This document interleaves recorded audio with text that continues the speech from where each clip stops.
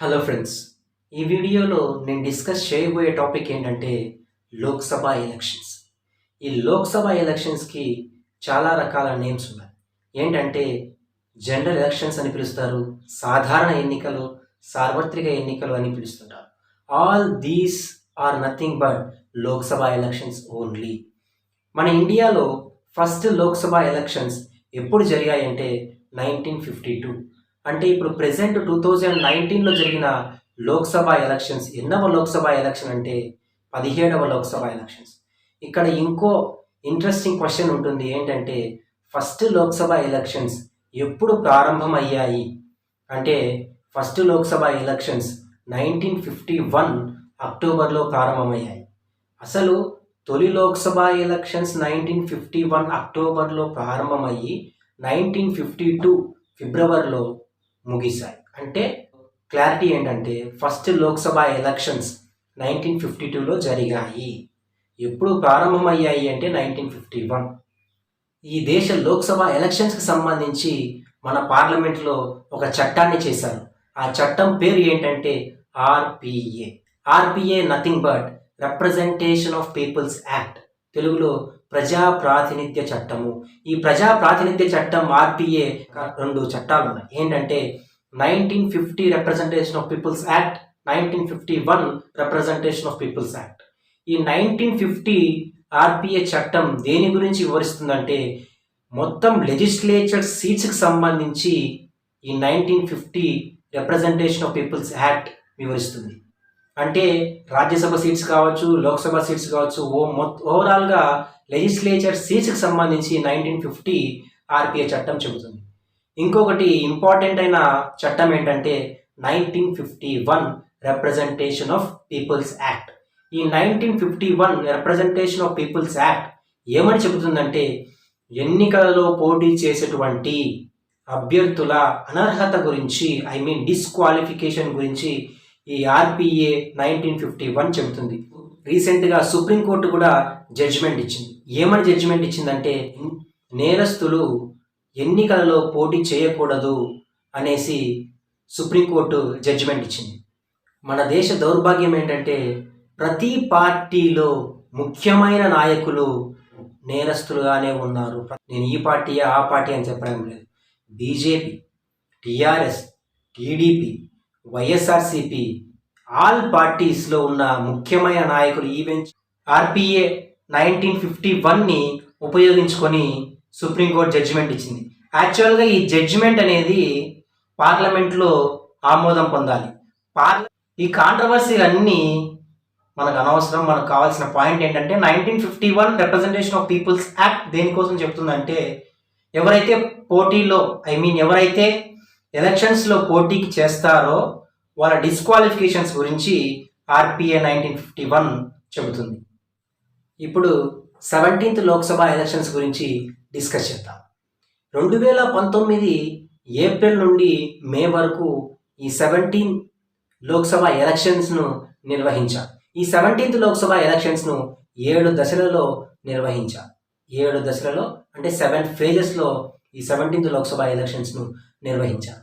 మొత్తం ఈ లోక్సభ సీట్స్ ఎన్ని ఉన్నాయంటే మన ఇండియాలో 543 లోక్సభ సీట్స్ ఉన్నాయి. ఈ 543లో 17th లోక్సభ ఎలక్షన్స్లో ఎన్ని నియోజకవర్గాల్లో ఈ లోక్సభ ఎలక్షన్స్ జరిగాయంటే 542 మాత్రమే జరిగాయి. ఆ ఒకటి 543లో ఆ ఒకటి ఏంటంటే వేలూరులో, తమిళనాడులోని వేలూరులో ఈ ఎలక్షన్ని రద్దు చేయడం జరిగింది. 543నే ఓవరాల్గా ఉండేది, కాకపోతే 542 + 1 ఈ 1 వచ్చేసి రద్దు చేయడం జరిగింది. ఆ రద్దు చేసిన ప్లేస్ ఏంటంటే తమిళనాడులోని వేలూరు నియోజకవర్గం. ఎందుకు రద్దు చేశారంటే అక్కడ డబ్బుల పంపిణీ ఎక్కువగా జరిగిందని ఎలక్షన్ కమిషన్ ఆఫ్ ఇండియా ఆ నియోజకవర్గంలో జరిగినటువంటి ఎలక్షన్స్ని రద్దు చేసి మళ్ళీ తర్వాత ఈ ఎలక్షన్స్ను పెట్టడం జరిగింది. ఇప్పుడు ఓటింగ్ పర్సంటేజెస్ చూస్తే 17th లోక్సభ ఎలక్షన్స్ అంటే 2019లో జరిగిన లోక్సభ ఎలక్షన్స్లో పర్సంటేజ్ ఓటింగ్ ఆఫ్ ఓటర్స్ వచ్చేసి హైయెస్ట్ ఉంది చరిత్రలో. మన ఇండియన్ హిస్టరీలోనే హైయెస్ట్ ఓటింగ్ శాతం ఎప్పుడు జరిగిందంటే ఈ 17th లోక్సభ ఎలక్షన్స్లోనే హయ్యెస్ట్ ఓటింగ్ శాతం జరిగింది. అది ఎంత అంటే 67.4%. 67.4% highest voting percentage in the 17th Lok Sabha elections.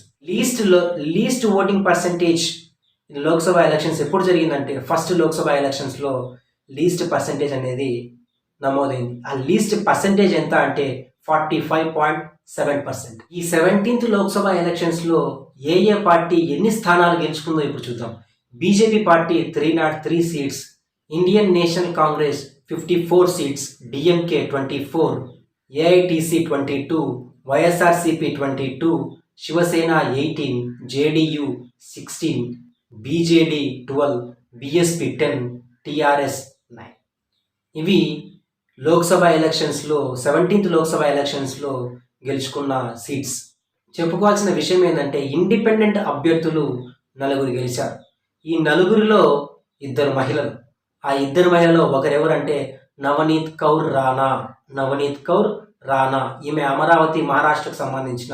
ఇంకొక ఆమె సుమలత అంబరీష్ అనే మాండ్యా అనే నియోజకవర్గం ఫ్రమ్ కర్ణాటక స్టేట్. ఇప్పుడు కూటములు అంటే అలియన్సెస్ ఎన్ని స్థానాలు గెలుచుకున్నాయో చూద్దాం. First NDA means national democratic alliance. ఎన్డీఏలో BJP, Shiv Sena, JDU, LJP, SAD. ఈ BJP 303, Shiv Sena 18, JDU 16, LJP 6, SAD SAD 2 ఈ సీట్స్ గెలుచుకున్నారు. తర్వాత యునైటెడ్ ప్రోగ్రెసివ్ అలయన్స్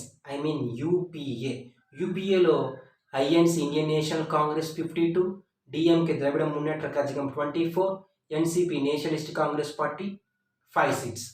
ఇవి కూటములు గెలుచుకున్న స్థానాలు. నెక్స్ట్ వచ్చేసి ఇక్కడ బ్యూటిఫుల్ క్వశ్చన్ ఏముంటుందంటే ఎన్డీఏ కూటమిలో బీజేపీ తరువాత అత్యధిక స్థానాలు గెలిచిన పార్టీలు ఏవి అని అడుగుతాడు. అన్నప్పుడు శివసేన, నెక్స్ట్ జేడీఏ వస్తుంది. అదే 17th లోక్సభ ఎలక్షన్స్లో బీజేపీ తరువాత non Congress party next party ఏది అన్నప్పుడు మనం డిఎంకే, ఏఐటిసి, తర్వాత వైఎస్ఆర్సిపి పార్టీలు రావాలి. అదే ఎన్డీఏ కూటమిలో ఉన్నప్పుడు శివసేన, నెక్స్ట్ జేడీయూ. అంటే ఈ ఎన్డీఏ ప్రభుత్వం నేషనల్ డెమోక్రటిక్ అలయన్స్ అనేది ఇప్పుడు ఏర్పడిందంటే 2019 మే 30న ఈ ఎన్డీఏ ప్రభుత్వం ఏర్పడింది. ఇక్కడ బ్యూటిఫుల్ ఏంటంటే ప్రస్తుత ఎన్డీఏ ప్రభుత్వంలో కేంద్ర మంత్రివర్గంలో ఒక పార్టీ భాగస్వామ్యంలో లేదు. ఆ పార్టీ ఏంటంటే జేడీయూ, జనతాదళ్ యునైటెడ్. ఈ పార్టీని ఇప్పుడు ప్రెజెంట్ అయితే ఈ శివసేన లేదు, కొన్ని పార్టీలు ఎన్డీఏ ప్రభుత్వం నుంచి వైదొలిగాయి. అవి నెక్స్ట్ మళ్ళీ డిస్కస్ చేద్దాం. వైదొలక్కోకుండా అంటుపెట్టుకుని ఉండే పార్టీ జేడీయూ. ఆ పార్టీలో ఉన్న వాళ్లకు ఎటువంటి మంత్రివర్గ చోటు దక్కలేదు. ఈ ఎన్డీఏ ప్రభుత్వం నుండి వైదొలిగిన పార్టీలు ఏంటంటే టీడీపీ 2018 మార్చిలో వైదొలిగింది. ఈయన యూపీఏకి మళ్ళీ షిఫ్ట్ అయ్యాడు మన చంద్రబాబు నాయుడు గారు. ఒక పార్టీలో ఉండరని అందరికీ తెలుసు. ఎక్కడైతే బాగా ఆయన పనులు జరుగుతాయో ఆ పార్టీలకు జంప్ అవ్వడం ఈయనకు ముందు నుంచే ఉంది. తర్వాత శివసేన. ఈ శివసేన గురించి మనం బాగా డిస్కస్ చేయాలి. ఎందుకంటే ఎన్డీఏ ప్రభుత్వంలో ఉన్న తర్వాత ఎన్డీఏ ప్రభుత్వం నుంచి వైదొలగడానికి చాలా కారణాలు ఉన్నాయి. ఈ ఎప్పుడు వైదొలిగిందంటే 2019 నవంబర్లో ప్రస్తుతం ఇది శివసేన ఎన్డీఏ ప్రభుత్వం నుంచి వైదొలిగింది. ఎందుకంటే ఈ మహారాష్ట్రలో టోటల్ ఎమ్మెల్యే సీట్స్ వచ్చేసి 288 ఉన్నాయి. ఓవరాల్ ఎమ్మెల్యే సీట్స్ వచ్చేసి 288. 2019 ఎలక్షన్స్లో ఏ పార్టీ ఎన్ని స్థానాలు గెలుచుకుందో ఇప్పుడు చూద్దాం. బీజేపీ వచ్చేసి 105 స్థానాలు, Shiv Sena 56 seats, INC 44 seats, NCP 54 seats, MIM 2 seats. ఇక్కడ చూడాల్సింది ఏంటంటే ఈ బీజేపీ పార్టీ 105 సీట్స్ వచ్చాయి, కానీ చీఫ్ మినిస్టర్ వచ్చేసి శివసేనకు సంబంధించిన. ఎందుకంటే శివసేన బీజేపీ కలిస్తే ఎక్కువ సీట్స్ వస్తాయి అని భావించి బీజేపీ మన ఇద్దరము కలుద్దాము అని చెప్పిన తర్వాత శివసేన ఒక ట్విస్ట్ ఇస్తుంది. ఏంటంటే శివసేనకు సంబంధించిన అభ్యర్థి చీఫ్ మినిస్టర్ కావాలి, బీజేపీకి సంబంధించిన అతను డిప్యూటీ చీఫ్ మినిస్టర్ కావాలి అని ఒక కండిషన్ పెడుతుంది. ఈ కండిషన్కు బీజేపీ ఒప్పుకోకపోగా తర్వాత శివసేన, ఎన్సిపి, ఐఎన్సి ఈ 3 పార్టీలు కలిసి మహావికాస్ అఘాడీ అంటే గ్రేట్ డెవలప్మెంట్ అలయన్స్ అనే ఒక అలయన్స్ ఫామ్ అయ్యి ఇప్పుడు ప్రజెంట్ శివసేన నుంచి చీఫ్ మినిస్టర్, ఎన్సీపీ నుంచి డిప్యూటీ చీఫ్ మినిస్టర్, ఐఎన్సీ నుంచి అసెంబ్లీ స్పీకర్గా ఉన్నారు. నెక్స్ట్ పార్టీ వైదొలిగిన పార్టీ ఏంటంటే శాడ్ అంటే ఎస్ఏడి అంటే శిరోమణి అకాలీదళ్.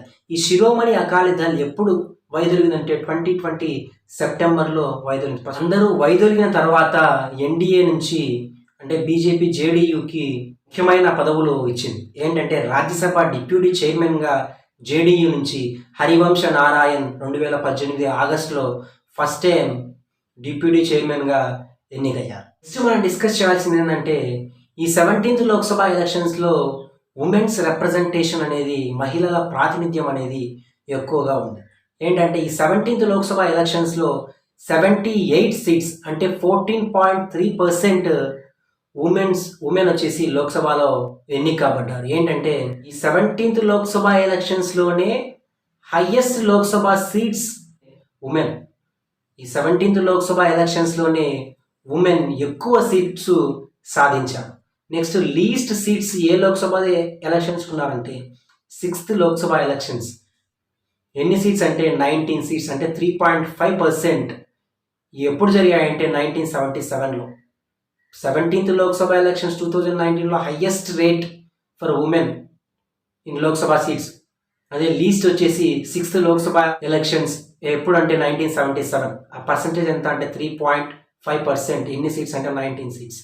హైయెస్ట్ అంటే 14.3%, 78 seats for the women. Next youngest Lok Sabha member of parliament, youngest Lok Sabha MPs ఎవరెవరు అంటే ఫస్ట్ 25 ఇయర్స్ కలిగిన చంద్రాని ముర్ము. ఈ చంద్రాని ముర్ము అనే ఆమె ఒడిస్సాకు సంబంధించిన ట్రైబల్ ఉమెన్. ఒడిస్సాకు సంబంధించిన ట్రైబల్ ఉమెన్ బీజేడీ పార్టీకి సంబంధించి. ఈ బీజేడీ పార్టీకి సంబంధించి కియోంఝుర్ నియోజకవర్గం నుంచి పోటీ చేసి గెలిచింది.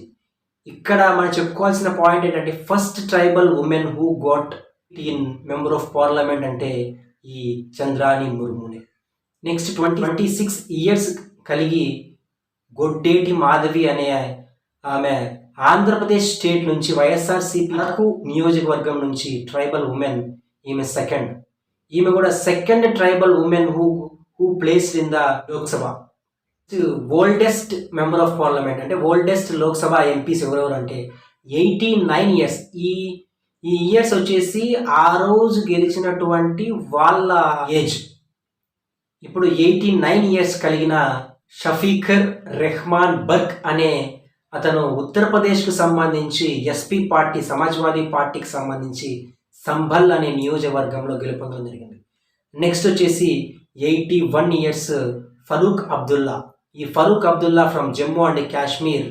ఈయన వచ్చేసి జమ్మూ కాశ్మీర్ నేషనల్ కాంగ్రెస్ నుంచి శ్రీనగర్ నుంచి పోటీ చేసి గెలిచారు.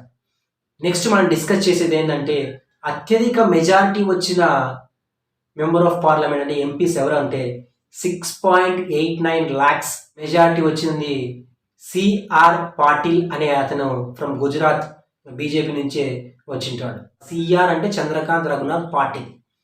నెక్స్ట్ 6.96 lakhs ప్రీతం ముండే మహారాష్ట్ర నుంచి బీడ్ అనే నియోజకవర్గం నుంచి 2014 అక్టోబర్ ఉప ఎన్నికల్లో ఫ్రమ్ బీజేపీ పార్టీ నుంచి గెలిచారు.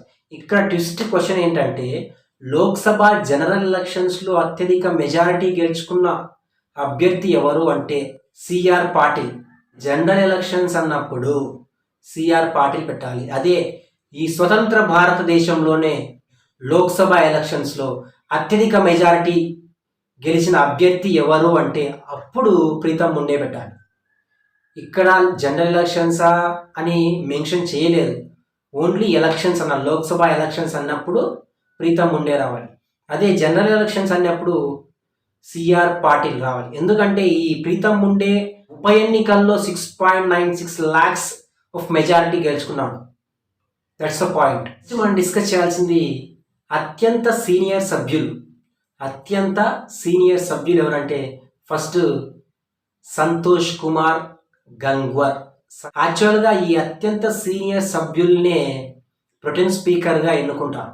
ఇక్కడ పాయింట్ ఏంటంటే అత్యంత సీనియర్ సభ్యుల్లో ఒకరు అంటే కండిషన్ కాదు, అత్యంత సీనియర్ సభ్యుడే ఉండాలని. అత్యంత సీనియర్ సభ్యుల్లో ఒకరు, అంటే one of the senior member, అతన్ని ప్రొటెన్ స్పీకర్గా చేస్తారు. ప్రొటెన్ స్పీకర్ అంటే ఏంటి అనేది నెక్స్ట్ ఈ టాపిక్ అయిపోతాం, నెక్స్ట్ డిస్కస్ చేద్దాం. ఏంటంటే ఇప్పుడు అత్యంత సీనియర్ సభ్యుల్లో ఒకరు ఫస్ట్ ఎవరంటే సంతోష్ కుమార్ గంగ్వర్. ఈ సంతోష్ కుమార్ గంగ్వర్ అనే అతను 8వ సారి లోక్సభ ఎంపీగా గెలిచారు ఫ్రమ్ బీజేపీ పార్టీ ఉత్తరప్రదేశ్. ఈయన present union minister of labour and ఎంప్లాయ్మెంట్లో ఉన్నారు. నెక్స్ట్ మేనకా సంజయ్ గాంధీ. ఈ మేనకా సంజయ్ గాంధీ వచ్చేసి ఆమె కూడా 8వ సారి లోక్సభ ఎలక్షన్స్లో గెలిచి ఇప్పుడు లోక్సభలో ఉంది. She's from BJP party from Uttar Pradesh. Next doctor Virendra Kumar. ఈయన వచ్చేసి దళితుడు. హీఈస్ 7 times, అంటే 7వ సారి, వరుసగా 7వ సారి లోక్సభకు ఎన్నికైన వ్యక్తి. He also from BJP party from Madhya Pradesh. ఈయనకు ప్రొటెన్ స్పీకర్ పదవిని అప్పగించడం జరిగింది. ఇప్పుడు ప్రజెంట్ ప్రొటెన్ స్పీకర్ ఎవరంటే ప్రొటెన్ స్పీకర్ అంటే ఏంటంటే తాత్కాలిక స్పీకర్, టెంపరరీ స్పీకర్. ఇప్పుడు ప్రజెంట్ టెంపరరీ స్పీకర్ ఎవరంటే డాక్టర్ వీరేంద్ర కుమార్ 17వ లోక్సభలో ప్రొటెన్ స్పీకర్గా ఉన్నారు. ఇప్పుడు ప్రొటెన్ స్పీకర్ అంటే ఎవరు? ఈ ప్రొటెన్ స్పీకర్ పదవి అంటే ఏంటంటే మామూలుగా భారత రాజ్యాంగం ప్రకారం లోక్సభ ఎన్నికలు పూర్తయిన తర్వాత లోక్సభ సభ్యుల చేత ప్రమాణ స్వీకారం చేయించేది రాష్ట్రపతి. కానీ రాష్ట్రపతి ఏం చేస్తారంటే ఆయన చేయాల్సిన పనిని మరొక వ్యక్తితో చేయిస్తారు. ఆ వ్యక్తే ప్రొటెన్ స్పీకర్. యాక్చువల్గా భారత రాష్ట్రపతి ప్రొటెన్ స్పీకర్గా ఎవరినైతే లోక్సభ ఎన్నికల్లో గెలిచిన సీనియర్ సభ్యున్ని రాష్ట్రపతి నియమిస్తారు. కానీ సీనియర్ సభ్యుల్లో ఒకరనేది కండిషన్ ఏం కాదు, వన్ ఆఫ్ ద సీనియర్ సభ్యుడై ఉండాలి. ఇంకో బ్యూటిఫుల్ క్వశ్చన్ ఏముంటుందంటే భారతదేశ చరిత్రలోనే అత్యధిక సార్లు లోక్సభకు ఎన్నికైన ఒకే ఒక వ్యక్తి ఎవరంటే ఇంద్రజిత్ గుప్తా. ఇంద్రజిత్ గుప్తా ఈయన రీసెంట్గానే మరణించాడు. He is from CPI party. CPI means communist party of India. ఈ కమ్యూనిస్ట్ పార్టీ ఆఫ్ ఇండియా నుంచి భారతదేశ చరిత్రలోని అత్యధిక సార్లు లోక్సభకు ఎన్నికైన వ్యక్తి. ఇంకొకటి ఏంటంటే beautiful question, outstanding parliamentarian award గెలుచుకున్న మొట్టమొదటి వ్యక్తి ఎవరంటే Indrajit Gupta. Is from CPI party. ఇప్పుడు మనం డిస్కస్ చేయబోయే ఇంకో వ్యక్తి ఎవరంటే శ్యామ్ శరణ్ నేగి. ఈ శ్యామ్ శరణ్ నేగి అనే ఆయన హిమాచల్ ప్రదేశ్ స్టేట్ నుంచి కిన్నౌర్ అనే నియోజకవర్గం నుంచి కల్పా అనే ఊరిలో 1917 జూలై 1న జన్మించారు. He is retired teacher. ఈయన వచ్చేసి మామూలుగా తొలిసారి లోక్సభ ఎలక్షన్స్ ఎప్పుడు జరిగాయంటే 1951లో ప్రారంభమయ్యాయి, అక్టోబర్ 25న. ఈ 1951 అక్టోబర్ 25న ఈయన తన ఫస్ట్ ఓటును వినియోగించుకున్నారు. అందుకోసమే ఎలక్షన్ కమిషన్ ఆఫ్ ఇండియా ఈయనకు ఒక బిరుదును కూడా ఇచ్చింది. ఏంటంటే he was the first voter of India. ఎందుకంటే ఇప్పుడు 17th లోక్సభ ఎలక్షన్స్లో కూడా ఈయన ఓటు వేయడం జరిగింది. అది స్పెషాలిటీ. అంటే ఫస్ట్ లోక్సభ ఎలక్షన్స్ జరిగినప్పుడు ఆయన ఓటేశారు. ఇప్పుడు ప్రజెంట్ 17th లోక్సభ ఎలక్షన్స్ జరిగినప్పుడు ఆయన ఓటేశారు. ఇంకోటి ఏంటంటే he was the first voter of India and also oldest voter of India. This is all about Lok Sabha elections. Thank you.